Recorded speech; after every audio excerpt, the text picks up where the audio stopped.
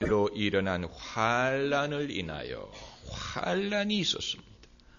환란이 있어서 흩어진 자들이 우리로 치면은 6.25 전쟁과 같은 환란이었을 것입니다. 왜냐하면 사람들이 흩어졌으니까 피난을 갔습니다. 얼마나 환란이 컸으면 자기 고향에 살지 못하고 도망갔겠습니까? 우리는 피난 갔다가 전쟁이 끝나고 돌아오기라도 했지요. 그러나 이들은 흩어진 다음에 다시는 예루살렘에 돌아오지 못했습니다. 그런데 흩어지는 일, 환란, 여기서 무슨 은혜의 증거를 보겠습니까마는, 그러나 이 흩어짐을 통해서 복음이 예루살렘에서 유대와 또 안디옥까지 전해지게 된 것입니다. 마치 북한의 기독교인들이 박해를 피해서 월남에서 남한의 교회를 세우지 않았습니까? 그래서 항구 도시일수록 교회가 부흥을 합니다. 인천이라든가 군산이라든가. 그 이유가 월남인들이 정착을 하는 곳마다 교회를 세웠기 때문에 영락교회가 그 대표적인 교회입니다. 그러니까 남한의 기독교가 부흥할 수 있었던 이유는 북한의 실향민들이 남한에 내려와서 교회를 세웠기 때문입니다. 여러분, 하나님은 손해를 보시지 않습니다. 하나님의 나라는 손해를 보지 않습니다. 예루살렘에 박해가 일어나서 복음이 끊어진 게 아니고 오히려 그것 때문에 복음이 더 많은 사람과 더 많은 곳에 증거되게 된 것입니다. 이것을 은혜라고 부르는 것입니다. 인간적인 눈으로 보면 이것은 환란이고 또 고통스러운 일이지만, 그러나 그 일 속에 하나님의 은혜의 증거가 있었습니다. 이것이 참으로 중요한 것입니다. 여러분, 성령은 물과 같고 또 바람과 같습니다. 우리가 바람을 가두어 놓을 수 없고 바람을 막을 수 없습니다. 이쪽에서 막으면 바람은 다른 곳으로 붑니다. 물도 마찬가지. 물을 막으면 다른 곳으로 흘러가지 않습니까? 성령을 사람이 막을 수 없고 성령을 사람이 가둬놓을 수 없습니다. 성령은 사람과 맞서 싸우려고 하지 않고 이쪽에서 막으면 성령은 다른 곳으로 돌아서 가십니다. 그래서 사울 왕이 하나님을 불순종하니까 하나님이 다윗이라는 인물에게 기름을 부어서 다음 임금으로 삼으시고, 엘리야가 지치고 그가 고만하겠다고 하니까 하나님이 엘리사라는 선지자에게 기름을 붓게 하시고, 또 예루살렘에 핍박이 일어나서 그리스도인들이 흩어지니까 하나님이 안디옥이라는 곳에 이방인을 위한 교회를 세우게 하시고, 이스라엘 백성이 예수님을 거부했더니 하나님은 이방인들에게 복음이 전파되게 하시는 것입니다. 성령은 물처럼 늘 흐르십니다. 우리가 성령을 따르기 위해서는 함께 흘러야 됩니다. 이것이 우리에게는 어렵습니다. 성령은 우리가 일회적으로 성령 체험을 하는 것으로 끝나는 것이 아닙니다. 우리가 일회적으로 방언을 할 수도 있고, 일회적으로 뜨거워질 수도 있고, 병이 나을 수도 있습니다만은 성령 충만이라는 것은 지속적인 것입니다. 지속적인 상태, 성령과 동행하는 상태를 일컬어 성령 충만이라고 부릅니다. 그러기 위해서는 나는 여기에 고정되어 있고 성령이 내게 오시는 것이 아니고 이제 성령이 흐르는 곳으로 내가 따라가야 됩니다. 이것이 힘들어요. 사람은 한 가지 일에 연연하기를 좋아하고 한 가지 사람에게 연연하기를 좋아하고 한 장소에 집착하기를 좋아합니다.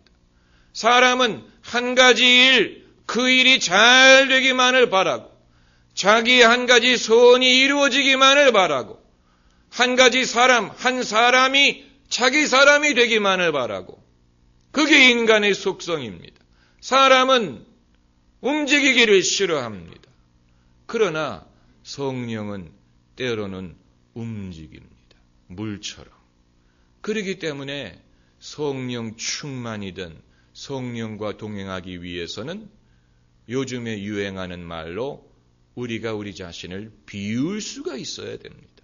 그래서 나는 이것을 원했지만, 나는 이곳에 남기를 원했지만, 나는 이 사람이 나와 같이 일해주기를 원했지만, 이게 아닐 수도 있구나.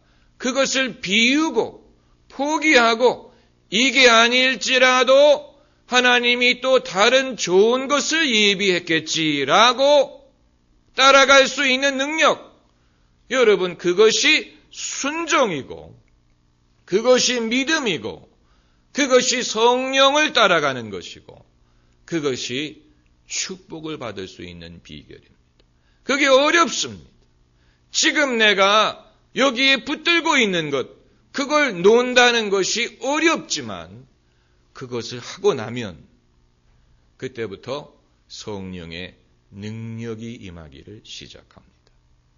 여러분, 신유의 은사가 있는 분들을 보면은 한 가지 공통점을 발견하는데 본인들이 과거에 병을 알아본 적이 있고 믿음으로 그 병을 극복해 본 경험이 있는 분들이 성령의 은사를 받아서 남의 병을 고치는 경우가 많습니다. 왜 그렇습니까? 자기가 과거에 어떤 고난이 있었는데 그것을 믿음으로 극복을 했더니 하나님이 그에게 능력을 주셔서 이제는 비슷한 경우에 있는 다른 사람들을 도울 수 있게 하시는 것입니다.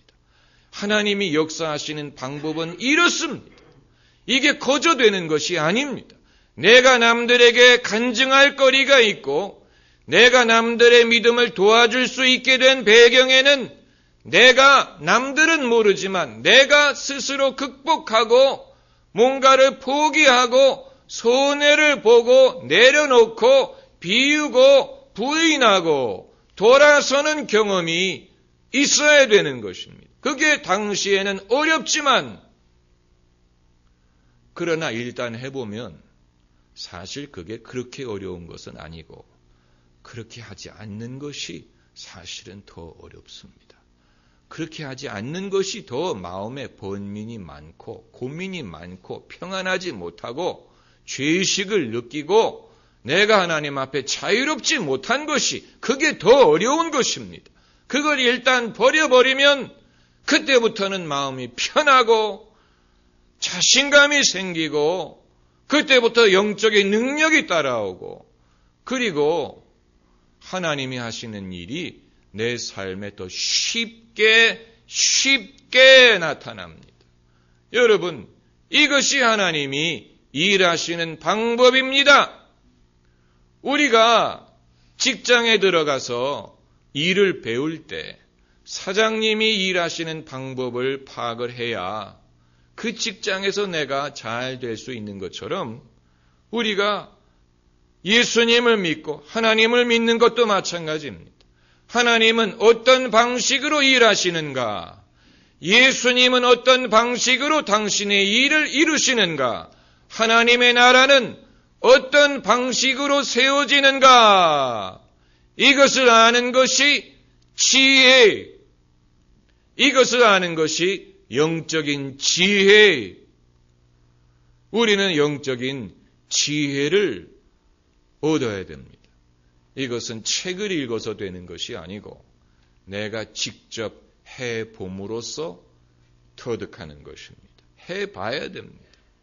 내가 일단 양보하는 법, 포기하는 법, 때로는 손해를 감수하는 법. 여러분, 그것이 당시에는 어렵지만 해보면 거기에 엄청난 감동이 있습니다. 오늘 본문에 바나바가 하나님의 은혜를 보고 기뻐했다. 여러분, 하나님의 은혜는 기쁜 것입니다. 기쁘고 기쁘도다. 정말 기쁘도다. 나 주께 왔사오니 복 주옵소서. 할렐루야. 기도하십시다.